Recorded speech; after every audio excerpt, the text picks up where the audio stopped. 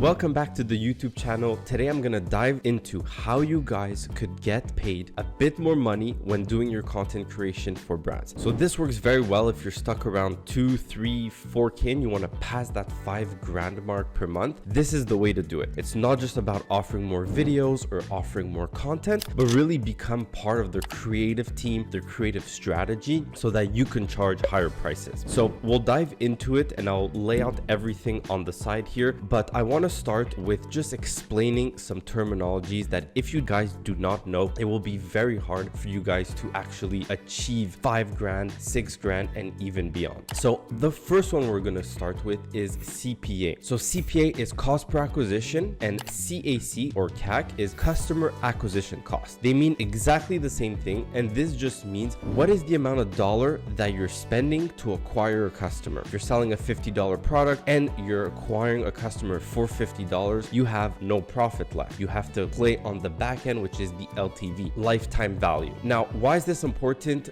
The goal of brands is for them to make as much profit as possible. So if the customer acquisition cost is very high, it will be very hard for them to actually create good sales and to create a profitable brand. Now, why does this come in for you? Your goal when you're speaking to brands is how can I help you lower your CPA? Brands love this terminology. They know exactly what you mean by this, and they want to lower their customer acquisition cost because it's an ever-ending rise with a bunch of competitors coming into Meta, going into TikTok. So that cost is only rising, and a lot of brands can be profitable on the first sale, so they bet on the second sale, third sale, fourth sale, etc. The next one is ROAS. That is the return on ad spend. This is calculated in a multiple. So for example, if you spend $1 and the multiple is 2, then you made $2. If the multiple is 3, you made $3. So this is how much money you are making on each dollar that you're spending on marketing, whether it's on Facebook or TikTok. The next one is CTR, the click-through rate. The click-through rate, very important. You want to be above 1% when you're creating your videos and when you're creating it for brands, because it's a healthy amount of people that actually watch your video and then they click on the video to click through to go to the landing page, to go to a form, to go to a funnel, whatever it might be. That's the CTR. The watch time is the average watch time that someone is looking at your video. So for example, if your video is 15 seconds and the watch time is 5 seconds, then you want to be around the 50% mark, which is about 7.5 seconds for it to be a healthy. Watch time is also very important because are people actually just watching maybe the hook, or are they staying a bit longer? The more they stay, the more likely they're going to click through and go to the landing page. Next up is the hook rate. The hook rate, you want to be above ideally 35%, but anything around 30% is also healthy. Anything under 30% is something that you do not want to do. That means your hook is actually pretty bad. People are not actually stopping. So hook rate, very, very important. I'm telling you guys all this so that you guys could get these metrics from the brand. You're not going to go into their ad account. Most brands are just going to send you a report, an Excel sheet, or whatever it might be. But these are the type of different metrics and terminologies that you are going to see. The next one is the hold rate. The hold rate is how many people stay longer than the 3-second mark, right? So that is, are you actually holding and retaining the audience when you are looking at a video? A very healthy one is around 5%. Anything under, there's room for improvement. Now, why am I telling you guys all this terminology? Is because I will put up an Excel sheet on the left here, and you guys could get it just by subscribing to my newsletter in the link in the description. But these are metrics that you would want to get from the brand. The brand is going to send you these metrics through an Excel sheet, and you will lay it out exactly like this on my Excel sheet. This is the template that we use to do our creative reports and what brands really like, because there's no fluff, there's no extra type of bunch of different types of metrics. It's really like designed for the creatives. Now, if you can get the spend also from your video, that's very good, and that's just amount spent on your video. And then if you could get the sales generated, the purchase conversions, it's called on Facebook, that would be also very good, because then you could see if your video is actually making them money. If you're alarmed and you're like, oh my God, they spent $50,000 on my video and made $75,000, they just paid me $500 for this video, don't worry. This is why, like, over time, if you're involved in the creative strategy, if you're involved in understanding these metrics, you can charge more for your creative work. So let's break it down. What's on this sheet? I have it pulled up here, but you guys are going to see it here. It's basically all all the different aspects of your video. The creator was you, what product you were promoting, the name of the video, if it's a different name in the Facebook ad account, was it spent on Meta, which is the channel, was it spent on TikTok, how much spend was it, how many purchases were there, what was the CPA, cost per acquisition, the ROAS, how much money it made, revenue, the hook rate, the hold rate, the watch time, and the CTR. Now there's an extra column here that says winning hook. That's just if you provided different hooks of the same video to the brand, you would put like, okay, hook number 2, when I take out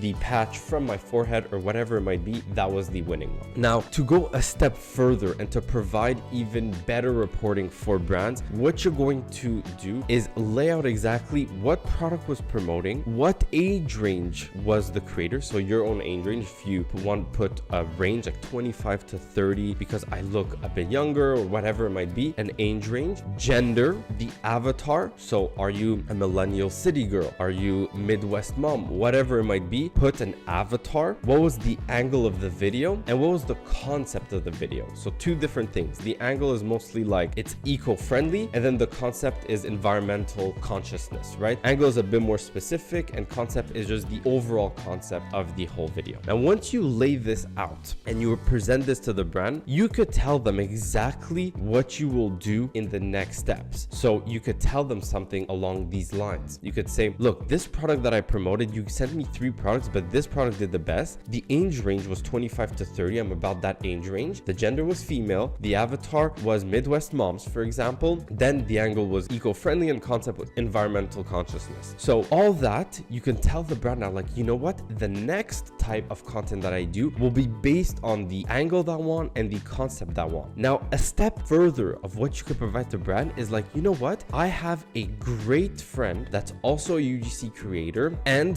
they are exactly in this creator avatar. They are exactly in the age range, and they are exactly this gender. So now what you're doing is bringing them more business, which you could obviously make a cut off the creator that you're bringing. You could charge a certain amount for the introduction, or you could just charge on the back end with your friend a certain amount of money because you found that. So instead of charging $400 per video, 300, whatever it might be, you could just boost it up another 100. So you could take a percentage of that. Or if you have a good network of content creators, and this is where you can make a lot of money, is you could start presenting different creators to this brand and charge them, you know what, I will present you 5 or 10 different creators every single month, but you will pay me an extra $500, $600, $700, whatever the pricing may be. I don't want to get too much into the pricing structure, but if you want a full video on pricing structure, we'll definitely break it down. Comment below. You know, I'm here to give you guys a lot of value with this. So that is strategy number 1, creating a creative report using the template that I give you, getting on calls with whether it's the brand owner if it's a small brand, the social media girl, the media buyer. The media buyer is going to love this detailed breakdown. So this is something very important that you guys could do. And this will definitely get you more money if you're introing more creators, or it will get you more gigs with the same brand because you understand the creative strategy behind it. The next one that I have, and I will put it up on the left here, is multiple services, the video that you created. So for example, we took the first one, eco-friendly, and the hook number 3 that worked very well was showing the product like this, for example. Now what you could do is, I'm like, you know what? The hook rate on that video was 28%. Maybe the script, the body, the call to action, the B-roll in that video is very, very good, but I could actually change the hook. So now what you could offer to the brand is content iteration. You could charge about another $400, $500 for, let's say, 6 to 10 pieces of iterations. And what do I mean by this? And I will put it up right here. Is this is the hypothesis that we use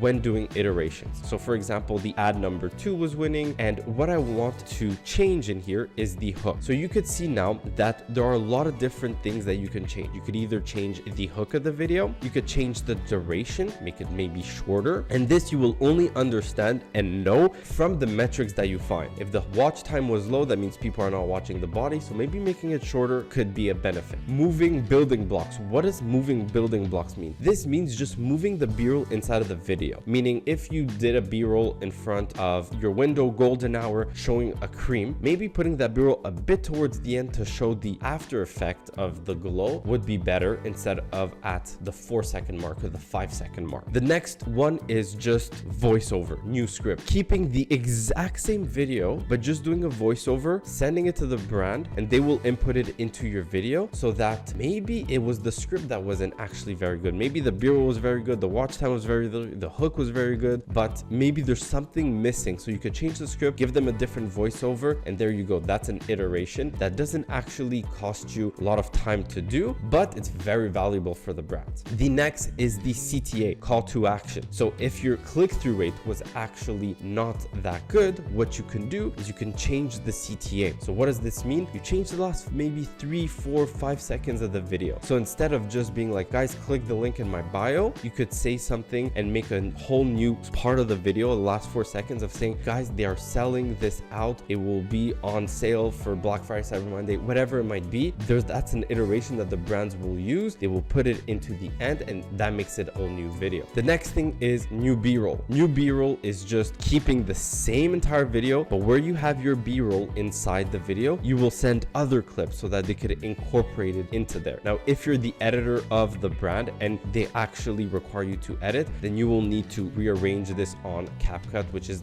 I think the best software that you guys could use for video editing for these videos. The next one and the last one is removing all the voice and just adding a trending song on it. Sometimes that works. I haven't seen it work too much, so this is not something that we usually do. We usually just work on the hook, the duration, the building blocks, the B-roll, and the CTA, but it's something you can try if maybe a trending audio is working and you've seen it work for other brands and you want to incorporate it into your video. That's something you can do. So what does this allow you to do? This allows you to charge more because you're creating more iterations, and if you lay it out like I have in the Excel template right here, then you will be able to actually charge more. Brands will actually be like, this creator is very valuable to us. They actually understand creative strategy. They understand how to break down a video, how to make it better. They understand the whole terminology from hook rate and CTRs and the avatar that we're using, the concept, the angle. This makes you a very high quality creator. Like I said in previous videos, the creators are golden right now because you guys have the upper hand in the market. Brands need creators for videos, for sales, for growth in their business,